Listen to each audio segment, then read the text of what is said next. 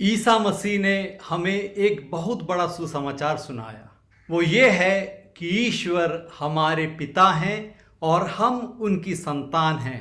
उसी तरह जिस प्रकार ईसा मसीह पिता ईश्वर के पुत्र हैं, हम भी पिता ईश्वर के पुत्र हैं। पुराने नियम में इस्राएल को ईश्वर ने अपना पुत्र कहा था, पहलौठा पुत्र। मलाकी की पुस्तक के 2 अध्याय के 10वें वाक्य में हम ये पढ़ते हैं, क्या हम सबों का एक ही पिता नहीं? क्या एक ही ईश्वर ने हमारी सृष्टि नहीं की? इस्राएल 2 कारणों से ईश्वर को अपना पिता मानता था। वो ये है, सृष्टिकर्ता होने के नाते ईश्वर हमारे पिता हैं, और दूसरी बात, इस्राएल को इजिप्ट की गुलामी से मुक्त करते हुए ईश्वर ने इस्राएल को अपना पुत्र होने का दर्जा दिया है। और नए नियम में हम ये देखते हैं कि ईसा मसीह ईश्वर को आबा कहकर पुकारते हैं। आबा सिर्फ अपना बच्चा ही अपने पिता को बुला सकता है। ईश्वर को पिता के नाम से पुकारने के लिए आबूना नामक शब्द अरमाइक भाषा में उपलब्ध था, लेकिन आबा अर्थात पापा, वो सिर्फ और सिर्फ ईसा मसीह ने ही पहली बार ईश्वर को बुलाया था, और ईसा मसीह ने वह अधिकार हमें भी प्रदान किया है। अपने दुख भोग, क्रूस मरण और पुनरुत्थान के द्वारा उन्होंने हमें इस योग्य बनाया कि हम पवित्र आत्मा को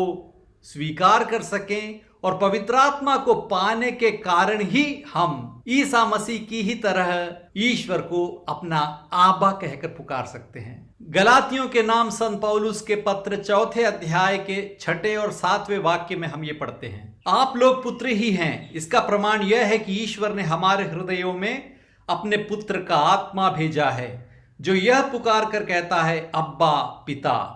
इसलिए अब आप दास नहीं पुत्र हैं, और पुत्र होने के नाते आप ईश्वर की कृपा से विरासत के अधिकारी भी हैं।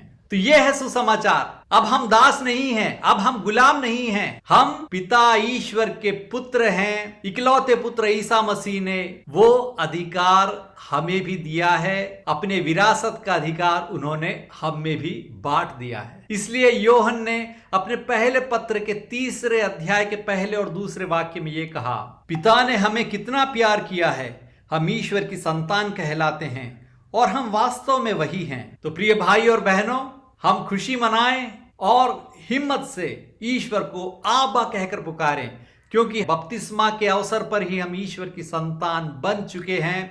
हमें बस इस बात पर यकीन करना है और उस हिम्मत के साथ हमें जीवन बिताना है। ईश्वर आपको अनुग्रहित करे। आमीन।